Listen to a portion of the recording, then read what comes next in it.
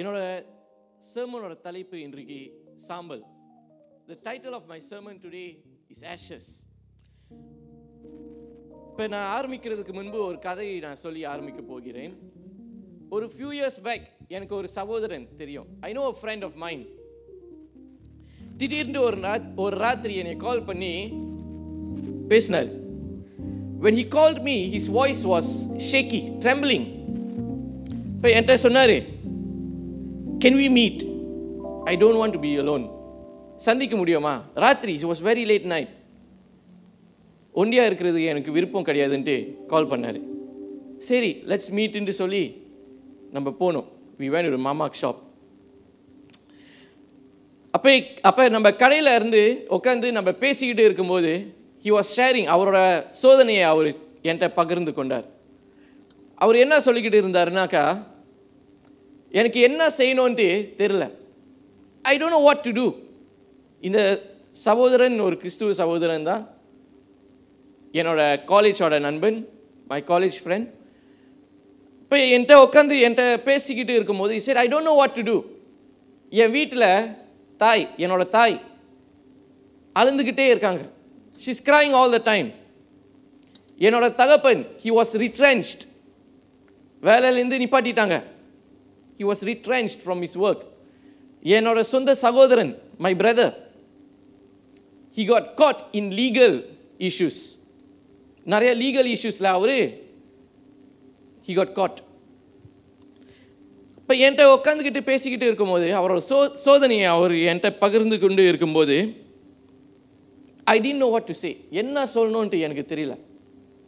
அப்போ நான் ஆண்டவரோட வார்த்தையை நான் கோட் பண்ணிக்கிட்டே இருந்தேன். அவருக்கு, கவலைப்படாத, ஆண்டவர் நம்ம கூட இருக்கிறாரு, கோட் பண்ணிக்கிட்டே இருந்தேன். இப்போ இந்த சகோதரன் என்கிட்ட ஒன்று சொன்னார்.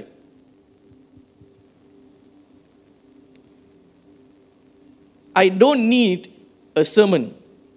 I just want to know if God sees us. I don't need a sermon. ஆண்டவர் உண்மையிலே நம்மளை பார்க்குறாரா என்கிட்ட கேட்குறாரு. He asked me, is God punishing me?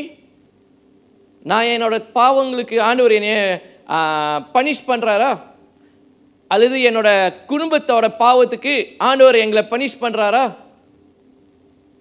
He was asking many questions. அந்த ராத்திரி அவர் கன்சோல் பண்ண முடியாமல், I couldn't console him. I didn't know what to say. I didn't know what to speak. Console பண்ண முடியாமல் அவரும் வீட்டுக்கு கிளம்பும்போது நானும் வீட்டுக்கு கிளம்பும்போது ரெண்டு பேரும் நிறைய கேள்விக்குறியோட நம்ம ரெண்டு பேரும் கிளம்புனோம். நிறைய கேள்விக்குறியோட தான் கிளம்புனோம். இப்போ இன்றைக்கு மாலை இந்த நேரத்தில் I want to ask you a question. நான் ஆரம்பிக்கிறதுக்கு முன்பு I want to ask you a question. If God is good, ஆண்டவர் உண்மையிலே நல்லவராக இருந்தார்னாக்கா, why does he allow pain in our life? நிறைய பேர் கேட்டிருப்போம். ஒரு குறிப்பிட்ட காலத்தில் நம்மளோட வாழ்க்கையில் நம்ம கேட்டிருப்போம், உண்மையிலே ஆண்டவர் இருந்தார்னா எதுக்கு நான் இது கடந்து போனோம்? Why must I endure this pain? If God is powerful, உண்மையிலே ஆண்டவர் பவர்ஃபுல்லாக இருந்தார்னாக்கா ஏன் இந்த சோதனையை தூக்கி போட முடியாது? Why he can't take away this pain and suffering from me?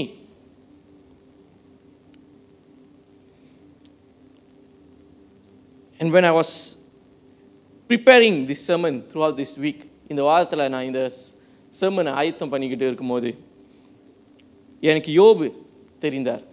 ஜோப், எல்லாருக்கும் யோபுன்ட்டு சொல்லும்போது we know யோபு யார், என்ன மாதிரி சூழ்நிலை யோபு கடந்து போனார், எல்லாருக்கும் தெரியும். Now, ஒரு 3 point sermon. First point, when the bottom falls out. யோபோட வாழ்க்கையை பார்த்தீங்கன்னாக்கா ஆரம்பத்திலேயே, now let's know who Job was. யார் யோபுன்ட்டு பார்ப்போம். வேதத்தை எடுத்துக்கொள்கிறீங்களா? எனக்கு யோபு 1ஆம் அதிகாரம் வசனம் 1 to 3 வரைக்கும் எனக்கு படிச்சிடுறீங்களா? ஊட்ஸ் தேசத்திலே யோபு எனும் பேர் கொண்ட ஒரு மனுஷன் இருந்தான். அந்த மனுஷன் உத்தமனும் சன்மார்க்கனும் தேவனுக்கு பயந்து பொல்லாப்புக்கு விலகுகிறவனுமாயிருந்தான். அவனுக்கு 7 குமாரரும் 3 குமாரத்திகளும் பிறந்தார்கள். அவனுக்கு 7000 ஆடுகளும் 3000 ஒட்டகங்களும் 500 ஏர் மாடுகளும் 500 கழுதைகளும் ஆகிய மிருக ஜீவன்கள் இருந்ததுமன்றி திரளான பணிவிடைக்காரரும் இருந்தார்கள். அதனால் அந்த மனுஷன் கிழக்கத்தி புத்திரர் எல்லாரிலும் பெரியவனாயிருந்தான். ஆமென்.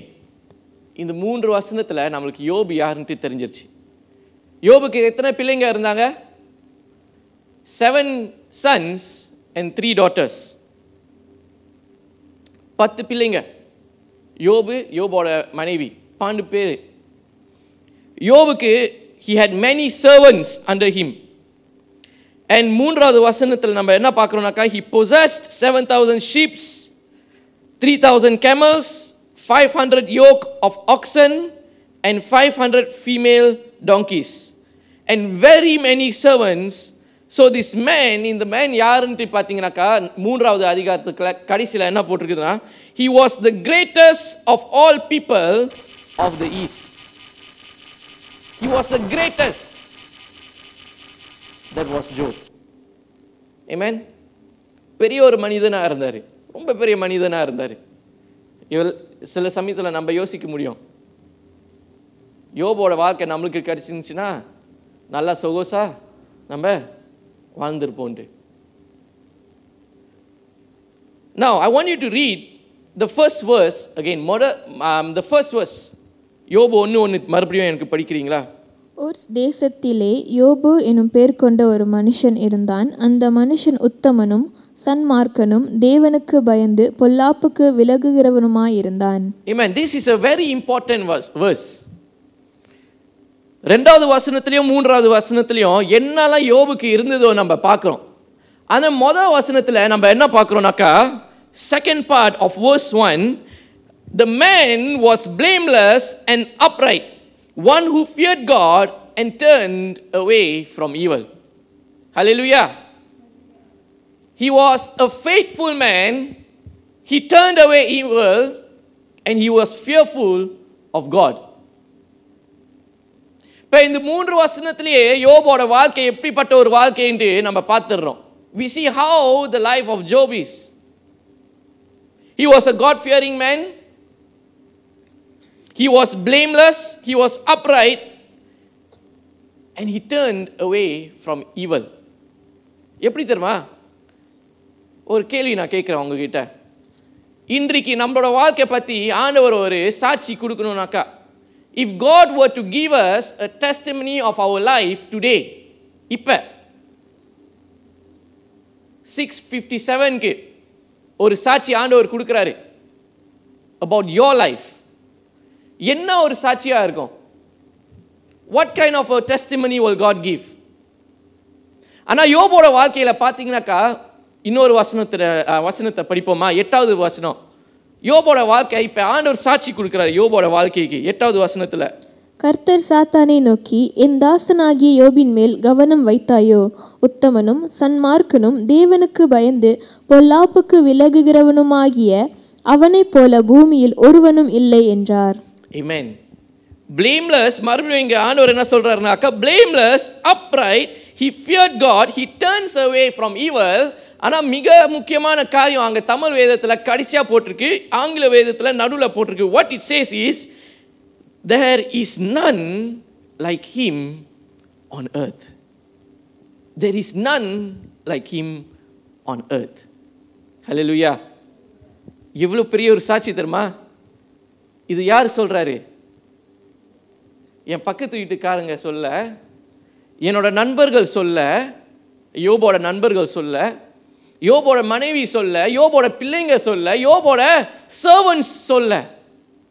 இங்க ஆண்டவர் ஒரு சாட்சியா யோபு பத்தி பேசுறாரு.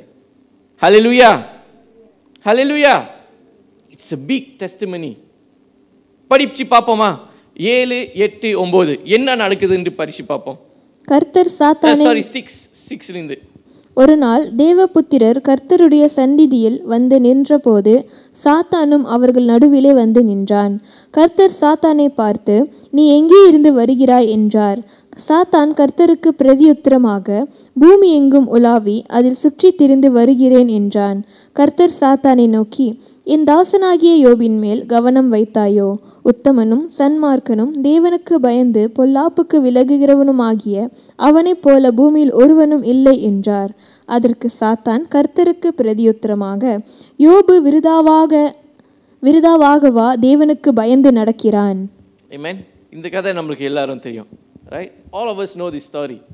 Satan goes, he meets Jesus, he meets God, and he asks, you have blessed him so much. அதனால தான் யோபு இப்படி இருக்கிறாருன்ட்டு. பிறகு நம்மளுக்கு என்ன நடக்குது, பிறகு என்ன நடக்க போகுதுன்ட்டு நம்மளுக்கு எல்லாருக்கும் தெரியும். 13வது வசனத்திலேருந்து நம்ம படித்து பார்த்தோம்னாக்கா 4 காரியம். சோஃபா யோபு பற்றி நம்மளுக்கு தெரிஞ்சிருச்சுல. வசனம் 1, 2, 3 நம்ம பார்த்துட்டோம். யோபுக்கு 10 பிள்ளைங்க, 1 wife and himself. பாண்டு பேர் அவரோட குடும்பத்தில். He had many servants, he had so many flocks, kettles, camels, oxen, sheep, and மிக முக்கியமாக 3வது வசனத்தில் கடைசியாக என்ன போட்டிருக்குதுன்னா, he was one of the wealthiest from the east. ஹல்லேலூயா. தெரிஞ்சிருச்சா? அங்கெல்லாம் தெரிஞ்சிருச்சு. இப்போ 13வது வசனத்தில் என்ன நடக்குதுனாக்கா, the first thing that happens from verse 13 onwards, one of Job's servants comes running to him. One of his servants comes running and says, the oxen were plowing, the sea-beams attacked, killed your servants, and only I escaped.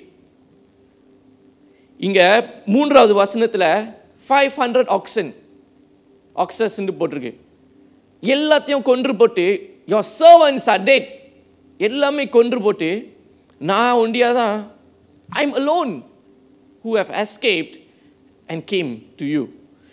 பிறகு just right after that, ரெண்டாவது காரியம் என்ன நடக்குதுனாக்கா, before the servant finishes speaking, இன்னொரு servant வந்து சொல்றாங்க, the fire of God fell from heaven and the sheep and the servants have been burnt up.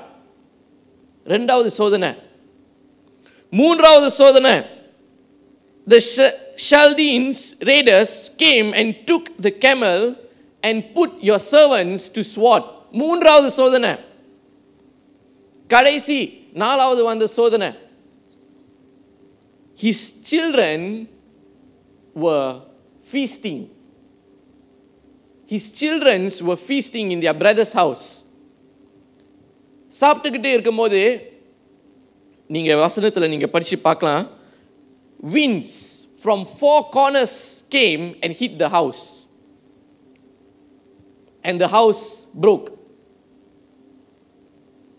and your children died. Hallelujah. Most of us இவ்வளோ வரைக்கும் தான் நம்மளுக்கு தெரியும் யோபு கடந்து வந்த சோதனைகள். most of us இவ்வளோ தான் தெரியும்.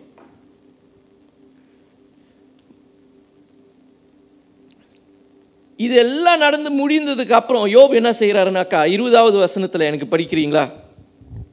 அப்பொழுது யோபு எழுந்திருந்து தன் சால்வையை கிழித்து தன் தலையை சிரைத்து தரையிலே விழுந்து பணிந்து. இதெல்லாம் நடந்ததுக்கு அப்புறம் தெரியுமா யோபு செஞ்சாரு? 20ல் நம்ம பார்த்தோம், he still worshiped God. 22ல் நான் படிக்கிறேன் உங்களுக்கு. in all this Job did not sin or charge God with wrong. இது எல்லாம் கடந்து போகும்போது கூட யோபு என்ன செஞ்சாரு தெரியுமா? ஒரு வாட்டி கூட 22 எனக்கு படிக்கிறீங்களா? இவை எல்லாவற்றிலும் யோபு பாவம் செய்யவும் இல்லை, தேவனை பற்றி குறை சொல்லவும் இல்லை. குறை சொல்வதும் இல்லை. ஒரு வாட்டி கூட யோபு ஆண்டவரே குறை சொல்லவில்லை. He never charged God with any wrong. Now, யோபோட வாழ்க்கையை எடுத்து நம்ம கான்ட்ராஸ்ட் பண்ணி பார்த்தோம்னாக்கா நம்மளோட வாழ்க்கையில், if we contrast Job's life with our life, how many times can we say that we have questioned God? ஆண்டவரே நம்ம கேள்வி கேட்டிருக்கோம். We have doubted God in our lives. We have got many seniors இங்கே உட்காந்துருக்கீங்க. எனக்கு வந்து 27 வயசு. 27 வயசுலேயே நான் நிறைய வாட்டி ஆண்டவர் கேள்வி கேட்டிருக்கேன்.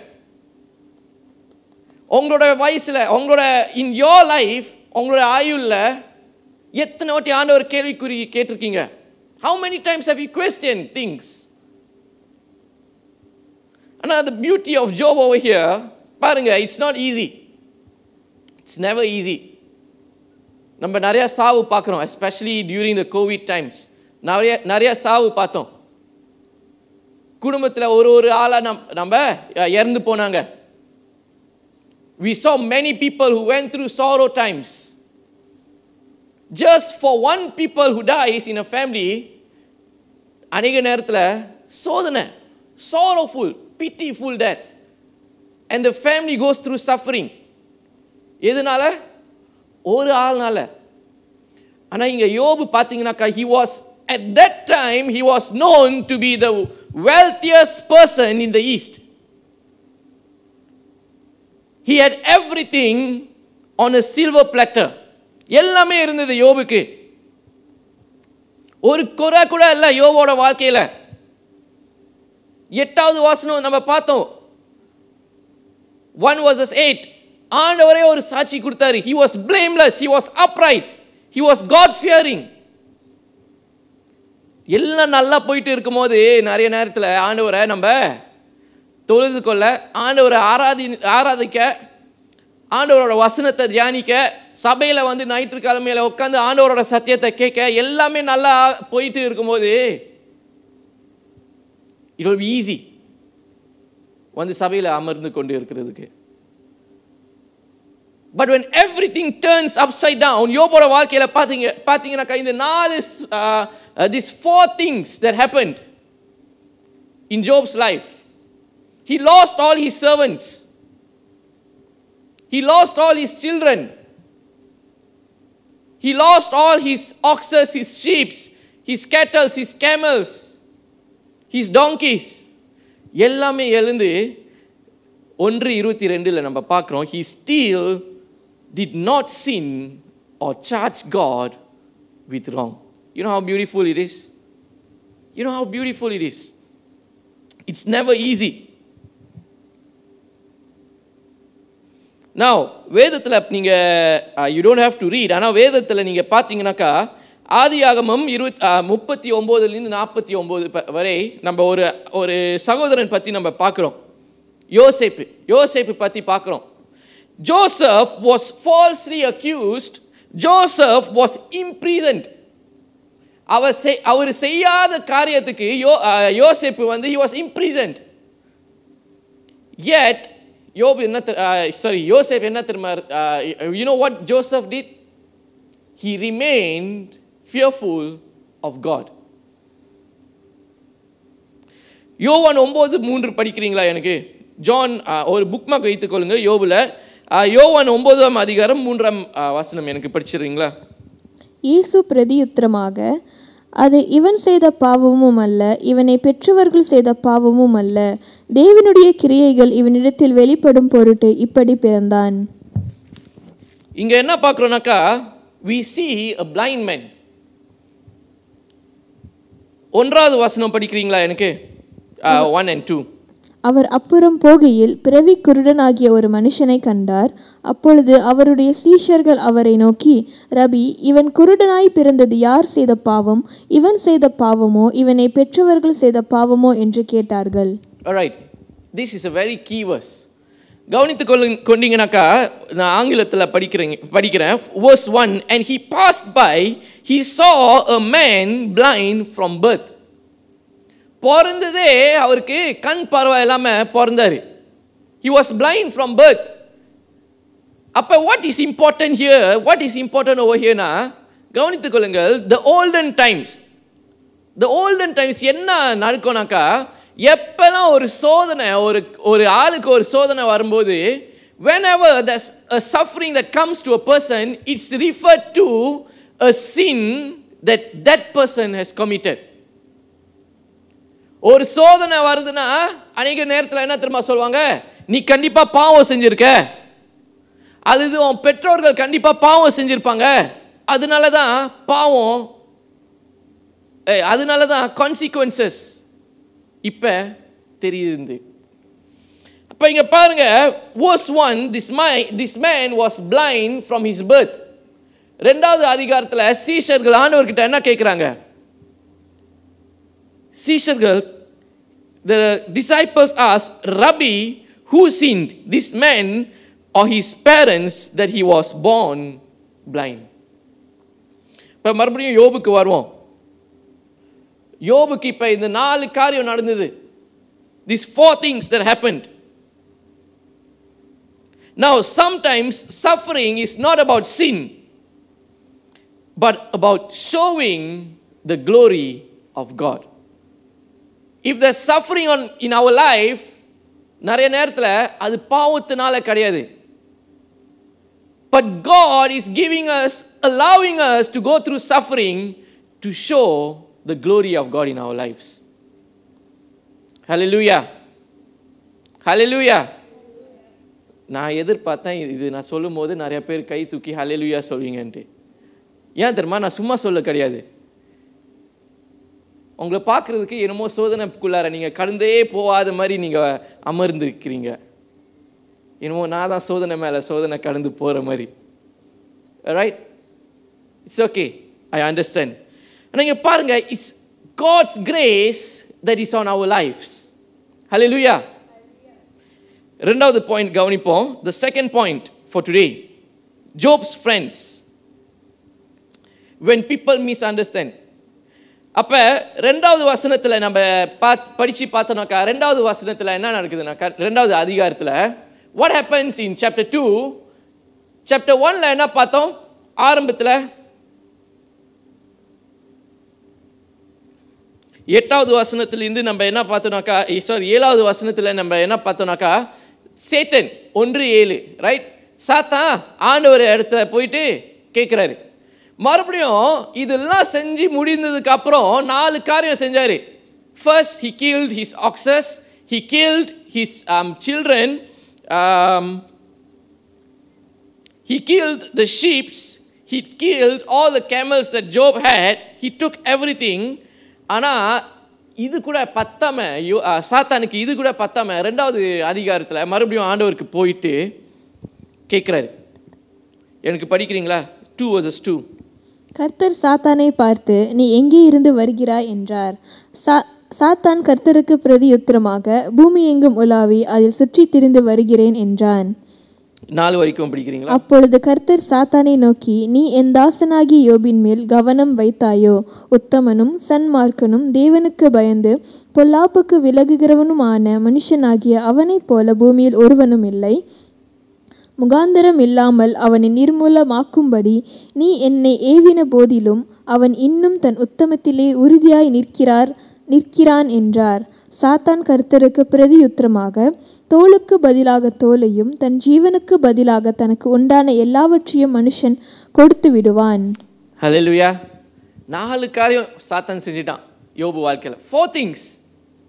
4 காரியம் செஞ்சோம். இப்ப சாத்தானுக்கு என்ன பத்தல? அறுவே யோபோட வாழ்க்கையில என்ன செஞ்சானோ பத்தல சாத்தானுக்கு. இப்ப மறுபடியும் 1வது அதிகாரத்துல நம்ம பார்த்தோம். he went the first time. 2வது அதிகாரத்துல நம்ம திரும்பி பார்க்கிறோம். 2வது வாட்டி மறுபடியும் சாத்தானே ஆண்டவர் பார்க்க போறான். அப்ப பாருங்க, 2வது வசனத்தை நீங்க தொடர்ந்து படிச்சு பார்த்தீங்கன்னாக்கா 4 சோதனை யோபு கடந்து போயிட்டாரு. Right? 4 things he went through. நீங்க தொடர்ந்து படிச்சு பார்த்தீங்கன்னாக்கா, the next thing that happens to Job, skin disease. எப்படிப்பட்ட ஒரு தோல் வியாதினாக்கா, now நம்ம இந்த காலத்துல in our foot, நம்மளோட பாதத்துல we have got something called corn. தெரியுமா? இப்போ நம்மளுக்கு இருக்காது. But if you don't keep your shoes, நம்மளோட சப்பாத்துலாம் சுத்தமாக இல்லாமல் நம்ம சப்பாத்து ரொம்ப மிக்ஸ் பண்ணி போட்டாக்கா நம்மளோட பாதத்தில் ஒரு சிறிய ஒரு புண்ணு வரும். பிம்பிள் மாதிரி ஒரு புண்ணு வரும் பாதத்தில். ரொம்ப வலியாக இருக்கும். How many of you have had it before? Right, யாருக்கெல்லாம் இல்லைனாக்கா நீங்கள் அப்புறமேல வீட்டுக்கு போயிட்டு நீங்கள் தட்டி பாருங்கள். ஃபுட் டிசீஸ் கார்ன்ட்டு CORN, ரைட்? அப்போ பாதத்தில் நம்மளுக்கு அந்த கார்ன் வியாதி அந்த இது வரும்போது ரொம்ப வலியாக இருக்கும், ரொம்ப வலியாக இருக்கும். நம்ம கால் கூட கீழே போட முடியாது, ரொம்ப வலிக்கும். அப்போ யோபுக்கு பார்த்தீங்கன்னாக்கா நீங்கள் if you read the verse and continue reading in chapter 2, chapter 3 என்ன ஆகுதுனாக்கா யோபோட வாழ்க்கையில் இப்போ ரெண்டாவது இஸ் த ஃபிஃப்த் சோதனை யோபுக்கு. But the second time after Satan visits God, யோபுக்கு என்ன ஆகுதுனாக்கா ஃப்ரம் ஹிஸ் ஃபீட், கீழேருந்து தலை உச்சி வரைக்கும், இட் லிட்டரலி சேஸ், ஆங்கில வேதத்தில் என்ன சொல்லுதுனாக்கா to the crown of his head, மேலே to the uttermost part, topmost part of his head, அவருக்கு தோல் வியாதி வருது.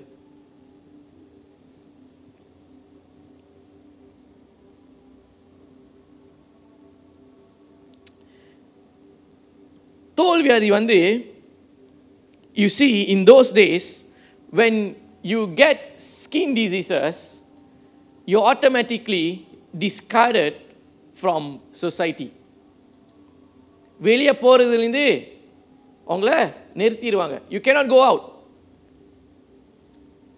நிறையா வாட்டி நம்ம வேதத்தில் நம்ம படித்து பார்த்தோம்னாக்கா லெப்ரஸ் பற்றி நிறையா வாட்டி படிச்சிருப்போம். தோல் வியாதி உள்ளவங்கள் where they will be seatedனா எங்கே இருப்பாங்கனாக்கா அவங்களுக்கு தோல் வியாதி வந்துருச்சுன்னா they will be seated outside the city gates. City கேட்ஸ்க்கு வெளியே தான் உட்காந்துருப்பாங்க, வீட்டில் கூட இருக்க மாட்டாங்க. அப்போ இப்போ யோபுக்கு வந்து இந்த தோல் வியாதி வருது. தோல் வியாதி வரும்போது you see in verse 2 chapter 2 verses 9 எனக்கு படிக்கிறீங்களா?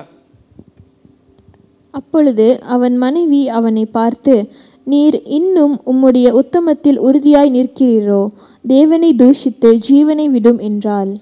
ஆமென். நம்ம முதல்ல என்ன பார்த்தோம்? எனக்கு ஒன்று படிச்சிடுறீங்களா? 1:1. ஊர்ஸ் தேசத்திலே யோபு எனும் பேர் கொண்ட ஒரு மனுஷன் இருந்தான். அந்த மனுஷன் உத்தமனும் சன்மார்க்கனும் தேவனுக்கு பயந்து பொல்லாப்புக்கு விலகுகிறவனுமாயிருந்தான். Upright, he feared God and he turned away from evil and he was blameless. இப்போ எல்லாம் நடந்ததுக்கு அப்புறம் 2:9 என்ன பார்க்குறோம்? யோபோட வைஃப் மனைவி என்ன சொல்கிறாங்க? Can I have the verse on screen? 2:9. யோபோட மனைவி என்ன சொல்கிறாங்க? ஸ்க்ரீனில் வர்றதுக்கு டைம் எடுக்குது. The wife said to him, do you still hold fast your integrity? Curse God and die. சபிச்சு செத்துரு. இங்கே பாருங்க, 4 காரியம் அதை பார்த்தோம். முதல் அதிகாரத்தில் 4 காரியம் யோபு இழந்தாரு. Now இந்த வசனத்தை நான் படிக்கும் போது I look at this as the 5th thing that Job lost. 5வது காரியம் யோபு இழந்தாரு. என்னது தெரியுமா? அவரோட மனைவி. He lost his wife. நம்ம தமிழ் பாஷையில் சொல்லணும்னாக்கா you know what the wife told Job? If வீட்டில் நம்ம இருந்தோம்னாக்கா அல்லது வெளியே நம்ம இருந்தோம்னாக்கா யோபோட மனைவி என்ன தெரியுமா யோபுக்கு சொல்லியிருப்பாங்க? போய் செத்துருடா, go die. You know how sad it is that Job இங்க எல்லாமே இழந்துட்டார். யோபு ஒண்ணுமே இல்லை. The last companion that Job had over here was his wife. ஆனா இங்க என்ன பார்க்குறோம்னாக்கா யோபோட மனைவியே சொல்றாங்க, curse God and die. Now இவ்வளோ சோதனை யோபு கடந்து போனாரு. So many things he went through. ஆனால் இப்பொழுதுதான் 3 ஹீரோஸ் வராங்க யோபோட வாழ்க்கையில். 3 ஹீரோஸ் வராங்க. யார் தெரியுமா இந்த 3 ஹீரோஸ்? யோபோட நண்பர்கள். யோபோட நண்பர்கள் 3 ஹீரோஸ் வராங்க. படிப்போமா? எனக்கு 12வது அதிகாரம் படிக்கிறீங்களா? அவர்கள் தூரத்தில் வருகையில் தங்கள் கண்களை யோபுக்கு வந்து நீங்க 3 நண்பர்கள் இருக்குது. Job has 3 friends. Eliphaz, Bildad and Zophar. 3 நண்பர்கள். Alright? இந்த 3 நண்பர்கள் இப்போ வந்து யோபை சந்திக்க வராங்க. இதெல்லாம் நடந்துருச்சு யோபுக்குன்னு தெரிஞ்சு யோபை சந்திக்கணும்ட்டு வராங்க. இப்போ படிக்கிறீங்களா 12ஆம் வசனம்? அவர்கள் தூரத்தில் வருகையில் தங்கள் கண்களை ஏறெடுத்து பார்த்தபோது அவனை தெரியாமல் சத்தமிட்டு அழுது அவரவர் தங்கள் சால்வைகளை கிழித்து வானத்தை பார்த்து தங்கள் தலைகள் மேல் புழுதியை தூற்றிக்கொண்டு. Right, leave the verse up there. இங்க கவனிங்க. And when they saw him in a distance, they did not recognize him.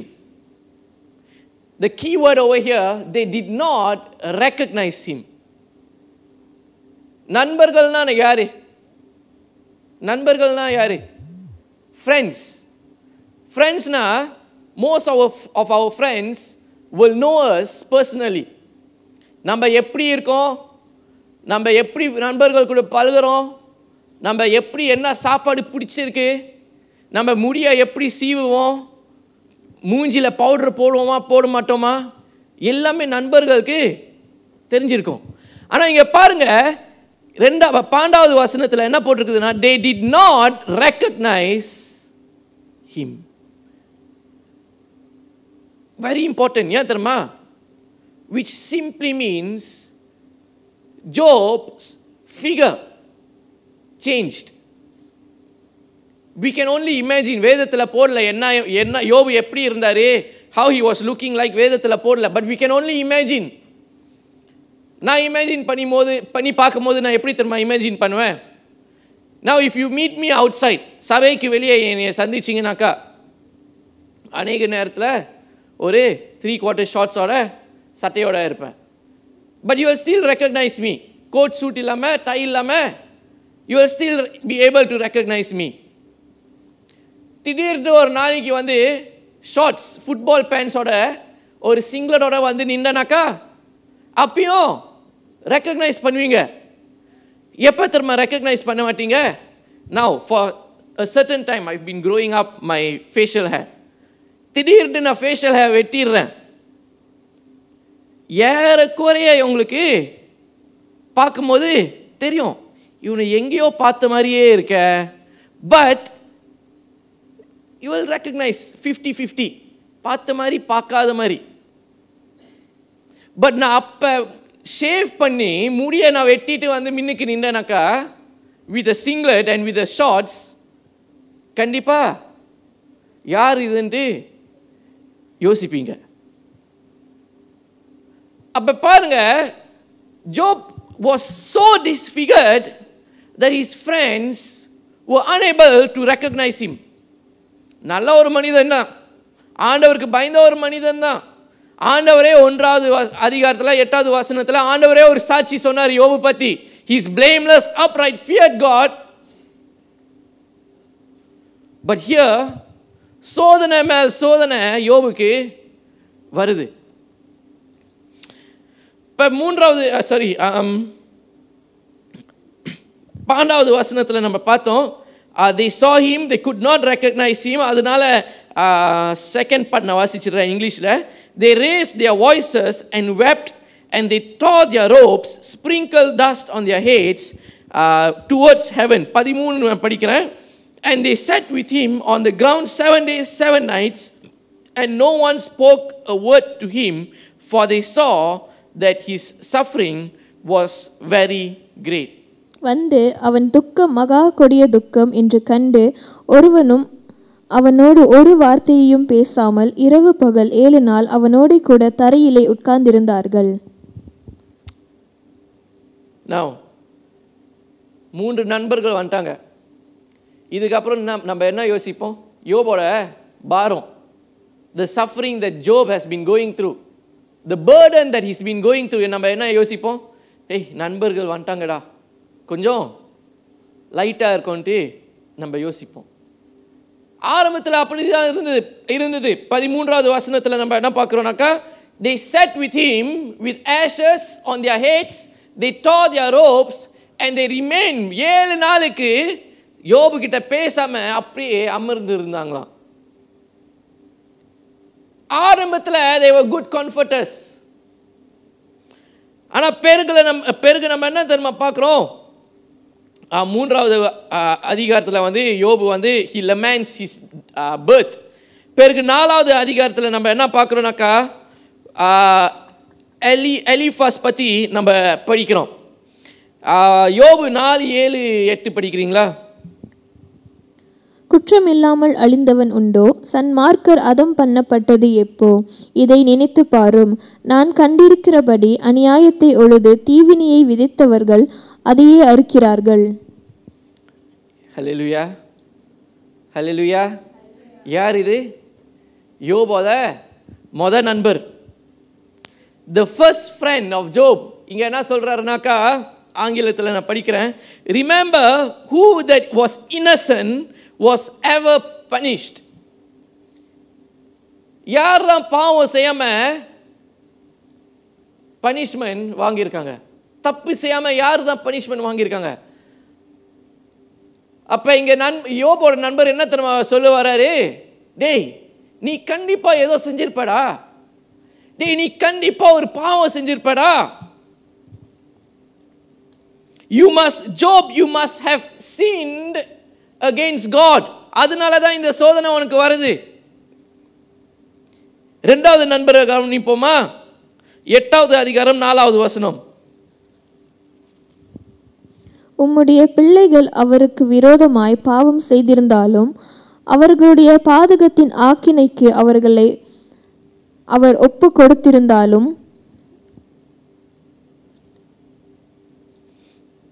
Alright, நான் படிச்சிடுறேன் உங்களுக்கு. If your children have sinned against him, he has delivered them into the hand of their transgressions. இப்போ பாருங்க, யோபு ஏற்கனவே சோதனையில அமர்ந்திருக்கிறாரு, எல்லாமே இழந்துட்டாரு. இப்போ நண்பர்கள் மேலே வந்து இங்கே நண்பர்கள் வந்து there's a saying, putting salt in the wounds of Job. நண்பர்கள் அதுதான் செஞ்சுக்கிட்டு இருந்தாங்க. They were putting salt in the wounds of Job. The first man said, the first friend, யோபோட முதல் நண்பர், டேய் நீ கண்டிப்பா பாவம் செஞ்சிருப்படா, இல்லாட்டினா ஒன்றுமே இந்த மாதிரி ஆயிருக்காது. ரெண்டாவது நண்பர், டேய் your children may have committed sins against God. பாவம் செஞ்சிருப்பாங்க, அதனால தான் அவங்க இறந்துருக்காங்க. மூன்றாவது நண்பர் என்ன சொல்றாருன்னு பார்ப்போமா? யோபு 11:6. உமக்கு ஞானத்தின் ரகசியங்களை வெளிப்படுத்தினால் நலமாயிருக்கும். உள்ளபடி பார்த்தால் அது இரட்டிப்பு உள்ளதா இருக்கிறது. ஆகையால் உம்முடைய அக்கிரமத்திற்கேற்றபடி தேவன் உம்மை தண்டிக்கவில்லை என்று அறிந்து கொள்ளும். ஹல்லேலூயா, ஹல்லேலூயா. மூன்றாவது நண்பர் என்ன சொல்றாரு? 6 நான் படிக்கிறேன். the second part, கடைசி part நான் படிக்கிறேன். Know that God exacts of you less than the guilt you deserve. ஹல்லேலூயா. அப்ப இந்த மூன்றாவது நண்பர் என்ன தெரியுமா சொல்றாரு? டேய் நீ பாவம் செஞ்சிருக்க, இதெல்லாம் சிறிய ஒரு தண்டனை தான்டா. This is less than what you actually deserve.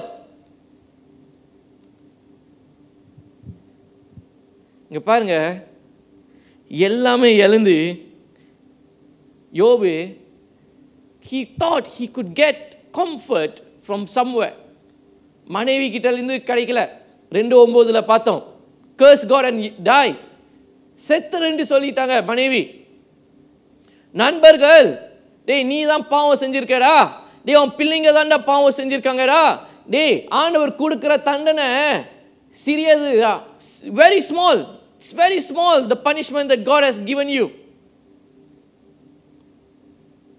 பிறகு நீங்க தொடர்ந்து நீங்க படிச்சு பார்த்தீங்கன்னாக்கா யோபு 16:2, you don't have to read it now. யோபு என்ன சொல்றாருனாக்கா, he calls his friends miserable comforters. Miserable comforters. யோபு 42:7 பிறகு நம்ம படிச்சு பார்ப்போம், but you don't have to read now. யோபு 42:7 ஆண்டவரே யோபோட நண்பர்களை ரிபியூக் பண்றாரு. He says, you have not spoken the truth about me, my servant Job, as my servant Job has. And God rebukes the friends.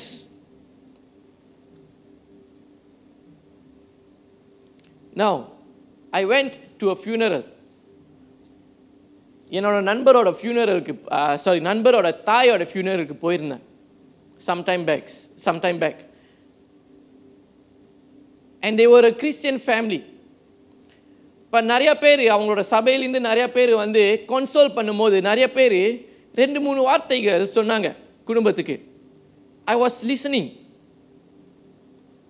And one of the two things that the people said to them is, ஒன்று, God needed another angel in heaven.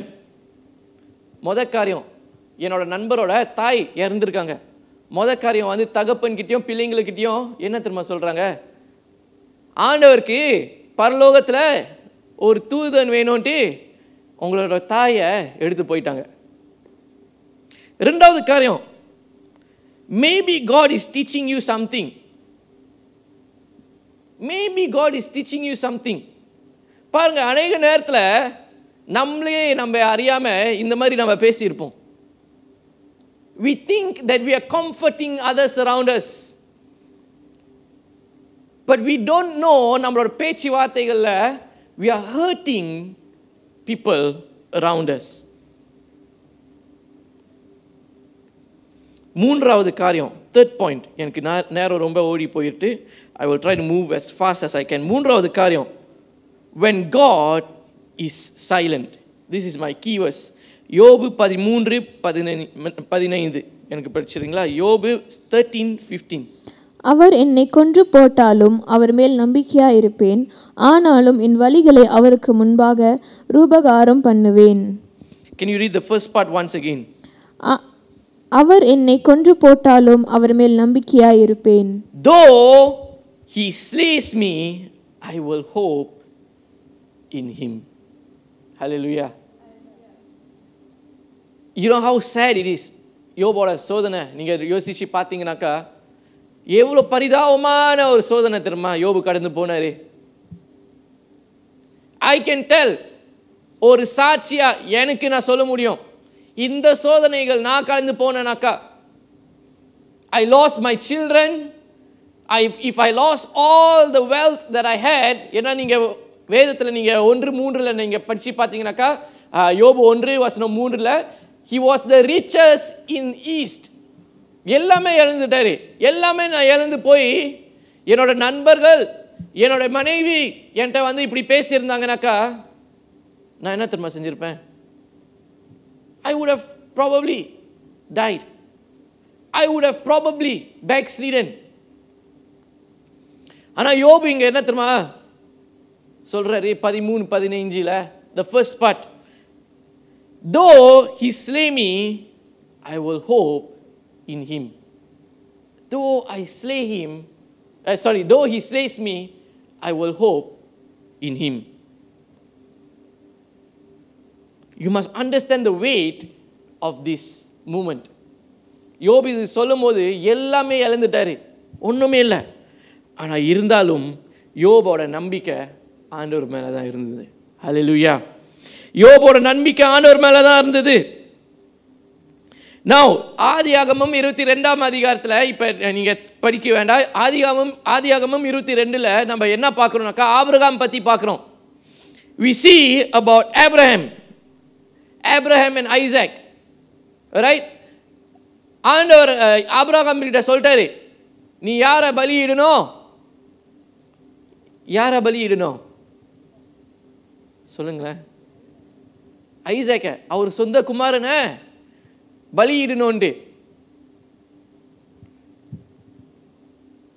Abraham என்ன தெரியுமா செஞ்சாரு? No questions. ஆண்டவர் சொல்லும்போது no questions, கேள்வி கூட கேட்கல. He honored God and he went to execute the task that was given to him. ஆண்டவர் என்ன சொல்றாரோ, ஆண்டவர் என்ன சொல்லியிருக்கிறாரோ ஆபிரகாம் கிட்ட, he went to complete the task. பேருக்கு என்ன நினச்சிட்டு நம்மளுக்கு எல்லாருக்கும் தெரியும் what happened. Now நம்மளோட வாழ்க்கையில் how have we got our trust on God? நம்மளோட நம்பிக்கை ஆண்டவர் மேல எப்படி இருக்குது? நான் சொல்ல முடியும், I am a sinful man. நான் நிறைய பாவம் செஞ்சிருக்கேன். நிறைய வாட்டி ஆண்டவர் சமூகத்திலிருந்து விட்டு நான் வெளியாயிருக்கேன். I've sinned multiple times in the presence of God.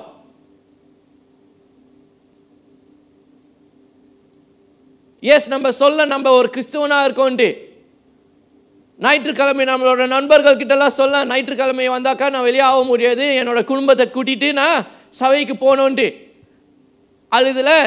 அழுது பிள்ளைங்க சொல்லலாம், ஞாயிற்றுக்கிழமை வந்தாக்கா என்னோட பெற்றோர்கள் கூட நான் சபைக்கு போகணுன்ட்டு.